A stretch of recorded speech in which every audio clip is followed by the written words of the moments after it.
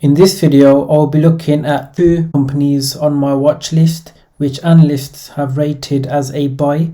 These are all growth companies that also happen to pay a dividend.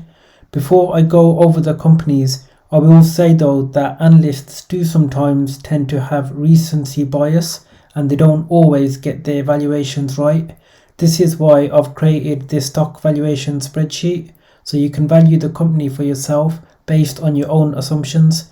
If you would like to use this spreadsheet for yourself, then click the link in the description. As you can see, the first company that we will be looking at which has a buy rating is Microsoft. This is one of those huge tech giants that have very predictable performance, but I'm quite interested into why it's a buy rating despite the share price being near all-time highs. So just looking at the technicals from the last 52 weeks, we can see that it's gone up over 67% from its 52-week low, and it's just slightly declined from its 52-week high. But analysts are still saying that this is a buy, and their price target is much higher than the current price, so they're seeing a lot more potential upside in the share price. I believe this is due to many reasons, and according to this article there are three main reasons. So the first reason is that the company has maintained many growth avenues. So just looking at this article, we can see that a lot of their sales segments which were under pressure in 2023 were still solid, and that's because the company is well diversified, even compared to peers like Apple, which reported modestly declining sales in 2023. It does go further on to say that the software services segment was really booming for Microsoft, and this offset any weaknesses that they had in niches like video games and PC software. So demand remained healthy in the cybersecurity niche for its Azure platform, helping revenue rise 12% in the most recent quarter. So despite growing so much over the past 10 to 20 years, the company continues to grow in different revenue streams, and that's evident from these figures here. Also, we know that the AI era has done well for Microsoft. I believe ChatGPT is also part of the Microsoft portfolio, and that's obviously had a positive impact. And I believe it's also integrated it with different software as well. And there's a lot of other AI integration which helps their software, and it makes its products more valuable for users. And the second main reason is the cash and profits of the organization. So we can see in 2023 it was already a highly profitable business, and operating profit was 27 billion last quarter for 48% of sales. So we can see that the company, despite the headwinds and the expectations of 2023, Microsoft still did very well, especially in contrast with Apple. So Apple's done a 30% profitability, whereas Microsoft has performed better than that. So you can see why Microsoft is being more favored, not just by investors, but also by analysts. The trends have been stellar around its finances, and it's added more than $5 billion to its operating profit in the most recent quarter as it boosted both gross and operating profit margin. So we can see the company's finances are continuing to do well. Operating cash flow expanded to over 30 billion at the same time from 23 billion a year earlier. Shareholders were thrilled to see cash balances rise to 80 billion in fiscal quarter one. This boost came despite aggressive spending on direct cash returns. Microsoft sent more than $9 billion to investors through dividends and stock buybacks in just the quarter ending in late September. So we can see overall its cash and its profits have performed exceptionally well in 2023 and have actually improved from the years prior. And further down it says the third main reason that Microsoft is at a buy is because it's currently at the right price according to this article. So that means that the biggest risk for investors is paying too high a price for a successful business. So I would have probably thought it was too high just initially looking at the share price, because I know, as I mentioned, it is near all-time highs. But according to this article, they do see it as being fairly valued, and that's because they're looking at the price to sales ratio. So if we just read this, we can see Microsoft shares are valued about 13 times annual sales, up from a price to sales ratio of 9 in early 2023. That valuation boost was partly driven by Wall Street's rising expectations around economic growth rates and shrinking likelihood of a major recession hitting the software market.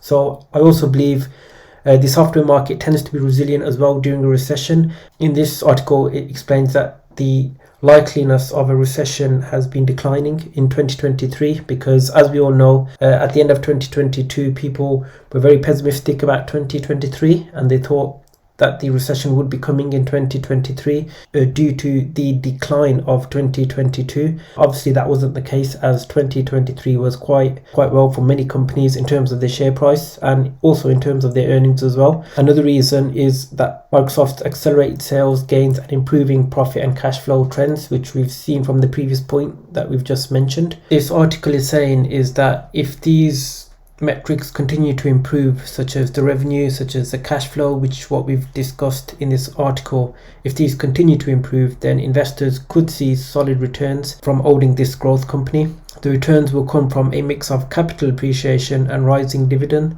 and stock repurchase spending. So as we discussed earlier in the article, they were doing some stock repurchasing, so that obviously increases the value for shareholders. It continues to be a great year for Microsoft. We could actually see the share price increase, and that's just according to what analysts think. However, if you are risk averse, you might want to simply watch Microsoft shares over the next few quarters for a chance to buy in at a lower price. So they do have this as sort of a disclaimer at the end saying that there is potential for the share price to decline, and that's why I've created this stock valuation spreadsheet so we can work out exactly what price we would pay for Microsoft, or what price we should pay for Microsoft based on our assumptions. Now I'm just going to take a quick look at some of their key metrics. So we can see the PE ratio is 35, which I believe is higher than what it usually is.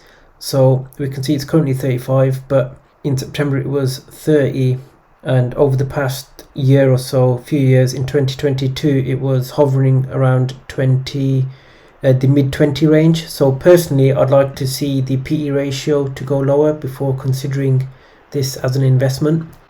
And then we've got the revenue. So over the past 5 years, we can see it's increased over 14%. So as we discussed from the article, the company is continuing to grow and the revenues are also continuing to grow despite the economic conditions. So the profit margin we can see is 35%, which is a very good profitability figure. And then we've got the current ratio, which is well above 1, which means it's in a very healthy financial position. In terms of its debt to equity and its long-term debt to equity, we can see it's well below 1. So ideally I like to see it below 1, and in this case it is below 1, so it does look fairly healthy in that regard as well. And just looking at the price to free cash flow, we can see it is potentially overvalued because I like to usually see this around the 20 range. But I do also accept that a lot of tech companies, a lot of big growth companies do tend to have it a lot higher than 20. So the only way to really find out if this is fair value is to do my own valuations. And if you did want to value this company for yourself, just click the link in the description to get access to this spreadsheet. It's very easy to value a company using these 4 different metrics. We do have a full tutorial on how to value companies, so do check that video out. The next company I'll be looking at is Nvidia, and we can see this company has really soared over the past year or so. And just quickly looking at this, we can see the 52-week low, it's gone up over 250%, and analysts still have this as a buy rating, and their price target is a lot higher than the current price, so there is still a lot more potential upside there, and that's despite the company growing over 250%. So I'm going to try and find out exactly why analysts believe that this is a buy. And then again, I will go over some of the key metrics with my own opinion. So just looking at this article, I will leave a link to this in the description to all the articles so you can read these articles for yourself. But we can see, according to this article, the number one main reason is due to Nvidia's operating results, says that they are really incredible. So for those who don't know, Nvidia is known for pioneering the graphics processing unit, a computer chip originally designed to render complex visuals and animations mainly for the video game industry. GPUs work through parallel processing, which involves computing multiple tasks simultaneously. This turned out to have massive applications in non-graphic related tasks like generative AI, because it helps train large language models on vast amounts of data. So it sounds quite complex, but we know that the semiconductor industry as a whole is sort of the future, and Nvidia sort of spearheading that industry. And if we scroll further down, it goes into a bit more detail. So according to the article, its early focus on video game hardware gave it a massive head start in what was shaping up to be a much greater long-term opportunity, and the company's results demonstrates the epic transformation. This goes into the numbers now. So Nvidia's third quarter revenue jumped 206% year over year to 18 billion based on sales of its new AI capable GPUs for enterprise clients. So if you're one of those who think AI is the future, and Nvidia is sort of spearheading that, and we can see this from the results as well, 206% is very impressive just in terms of revenue. The data center segment now represents 80% of company sales, eclipsing the previously core gaming element. So they've sort of transitioned from being into core gaming into the data center segment. Gaming segment is now under 16% of its top line. So this shows that Nvidia is able to adapt to the different market trends and market demands, and we can see that proven by these figures. So AI chips are expensive, with Nvidia's flagship H100 retailing for $30,000, and this can mean better margins and more profits, especially since demand currently outstrips supply. So that's a key point there. So we've got the demand outstripping supply, which means that there could be a backlog of orders, and also obviously high demand, which means continued sales. Nvidia's third quarter net income soared by over 1000% to 9.24 billion. So these are huge numbers, these increases. So first we had 206% in terms of revenue, and now we've got net income, which is the bottom line figure, which has soared over 1000% to 9.24 billion. So really impressive numbers. And the company boasts a net income margin of 51%, which is pretty impressive for a company that manufactures and sells physical products. They sell physical products. So we know previously Microsoft, they sell software, so there's a lot higher margins on software, but in terms of physical products, they usually tend to have lower margins. But we can see that Nvidia is doing exceptionally well using these numbers. So despite selling physical products, they've still managed to have really impressive numbers. So if we go down to the second reason, which we sort of touched on in the last point, is that the AI market is big enough for competition. So rapid growth and abnormal profits attract competition like moths to a flame, and Nvidia's GPU business is no exception. The biggest threat may come from its oldest rival, AMD, which is currently scaling up production of its chips, which is designed to rival Nvidia in AI model training and inference, which involves running the applications in real time after they have been trained. And then the article says, even despite the rise of AMD, it doesn't mean that Nvidia's lost its economic moat. So it's important when looking at these types of companies that they do have a moat. That means that they are able to increase their prices, which keeps them on top of inflation and the economy. And then it gives a bit of information about the chips. And then, as I mentioned earlier, the AI chip market is expected to increase. So we can see it's expected to reach $400 billion by 2027.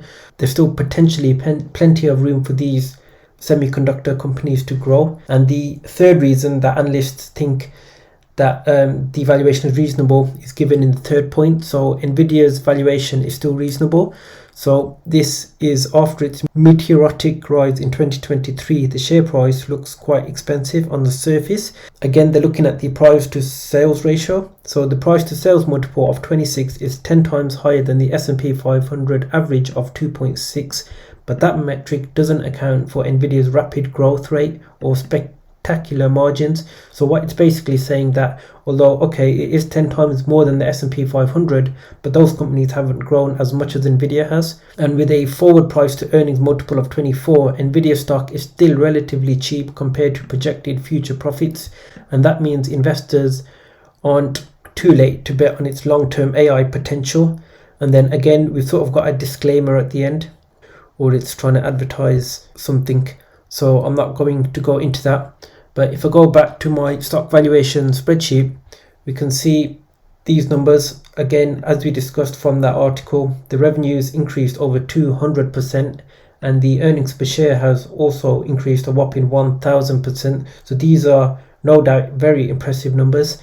And then if we look at the dividend, we can see it's 0.17 and the yield is 0.03%, which is really low, and it's almost non-existent, especially if you've only got a small amount of shares in the company. But the payout is also very low as well, so there is potentially a lot more room to grow there. But again, Nvidia is more like Microsoft and is more of a growth company. I would say it's more in its earlier stages of growth than Microsoft, because Microsoft's been around for a very long time. We still haven't seen the full benefit of the semiconductor market. So I'm just going to look at the key metrics. So we've got the PE ratio is 64, so that's fairly quite high, because I usually like to see it around 20. But again, because of the type of company, because it is a growth company, I do believe that that can sometimes be justified, and I don't believe that's too high in comparison to what it's previously been, and that's again due to its stellar numbers. So in terms of its revenue over the past 5 years, it's increased over 25%, and its profit margin is 42%,